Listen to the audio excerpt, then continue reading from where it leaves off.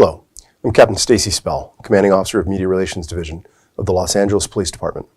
This critical incident community briefing is intended to provide you with information about a law enforcement-related injury, also known as a LARI, that occurred in Southeast Division in the city of Los Angeles on October 12, 2021 at around 2:58 p.m. A LARI is a use of force incident where an individual requires hospitalization.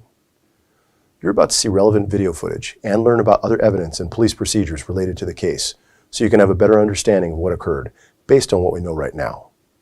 The LAPD conducts very thorough use of force investigations, which typically require investigators to interview multiple witnesses, view numerous hours of video footage, and analyze a significant amount of forensic evidence.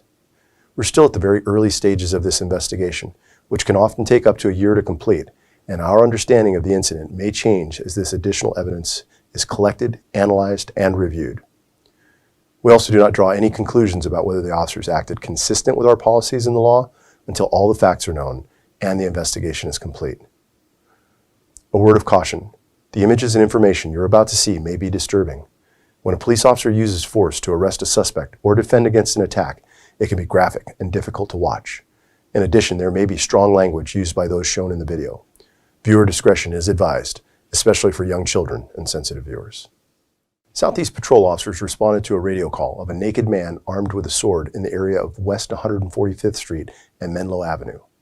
When officers arrived to the area of the call, they met with a community member who directed them to the location of the subject.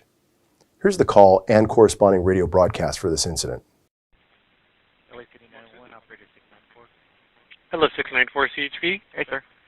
Hey, info for you guys, West 145th Street with a cross of South Menlo Avenue. Okay. I just had a caller who was getting a picture from his relatives who live in that area for a male black adult in shorts walking around with a sword and yelling at nothing. With a sword. Yeah.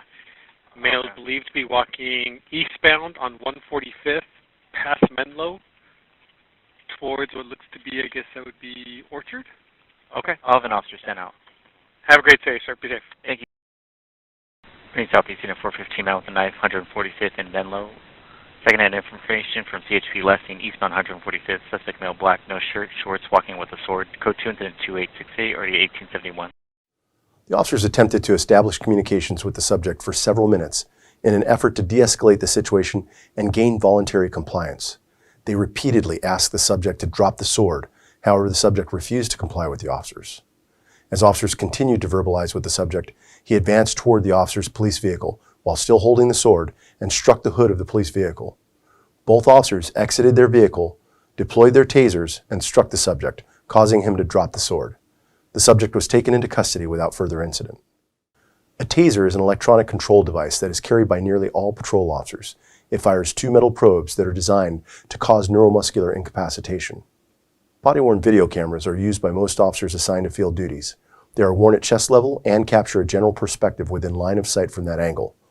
The angle of the camera prohibits viewers from seeing everything the officers saw and experienced. Upon activation, both audio and video will turn on. However, body-worn video cameras have a buffer of video without audio from the previous 2 minutes prior to activation. This feature is designed to capture incidents that occur suddenly, where an officer doesn't immediately activate the camera. Here's body-worn video from the officers involved in this incident. Elmer, drop the knife. Drop the sword. Drop the sword. Put the sword on the ground. Listen, Elmer, you're not in trouble. You're not in danger, Elmer. Elmer, you're not in danger. We're here to help you. Drop the sword. Elmer, put the sword down. We're here to help you. We're not going to hurt you.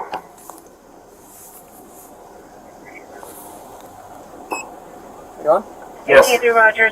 Southeast Supervisor responding. Elmer, put the sword on the ground. Detail flying.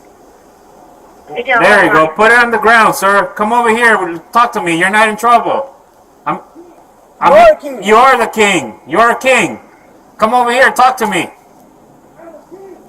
Elmer, you are a king.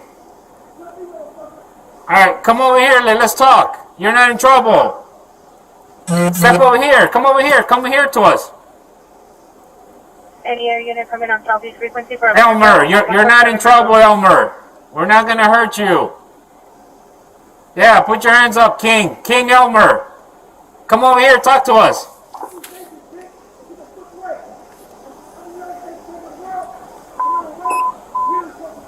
Elmer, we're not gonna hurt you, Elmer. King Elmer, come over here, King Elmer. Drop the sword, King Elmer! Hey, drop the sword, man. Hey, back up. That thing's not sharp. It's not sharp. Elmer, drop the sword. Shit, Airspeed man. 145 and Menlo. Elmer, drop it. We're gonna have to. I know, I got the taser. You got the taser? Yeah, but it's a short range. Hey, watch out, man. Throwing on TC. Chill. Close the door, I can't see right. Let me switch to the long one.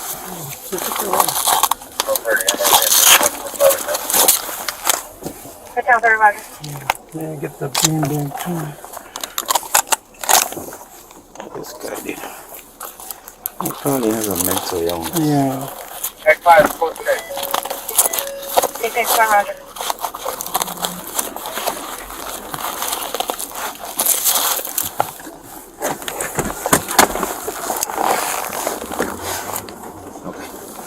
Hey, watch out. Hey, drop it, sir. Drop it.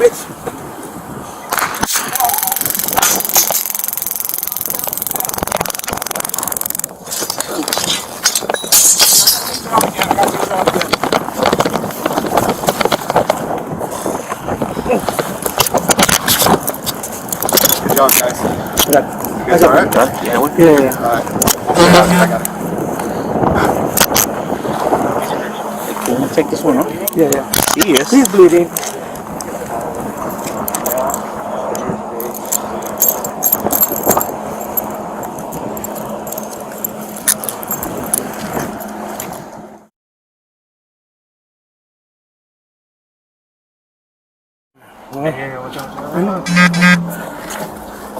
Hey, drop it, sir.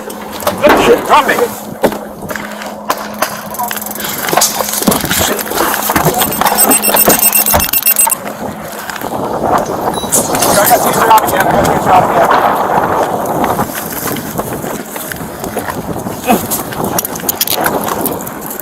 Good job, guys. I got it. Yeah, we're good. Yeah. All right. I'll put it out, dude. I got it. Can you take this one off? Yeah. He is. He's bleeding.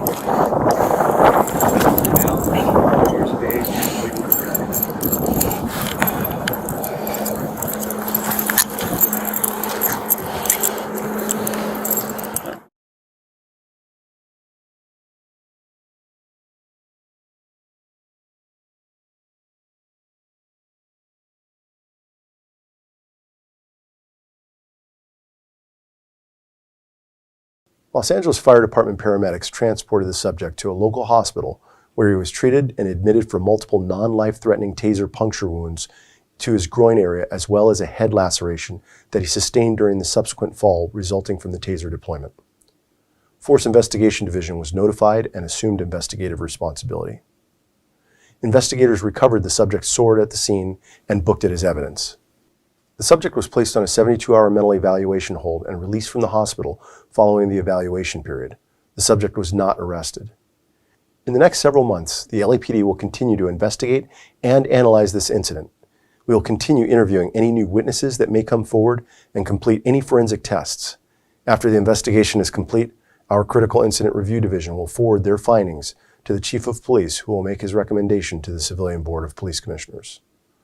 The board will evaluate the evidence to determine whether the officer's tactics and use of force in this instance met the high standards expected of all LAPD officers. If you would like more information on how the LAPD investigates all serious uses of force, visit lapdonline.org, where you can find the LAPD's use of force policy and procedures.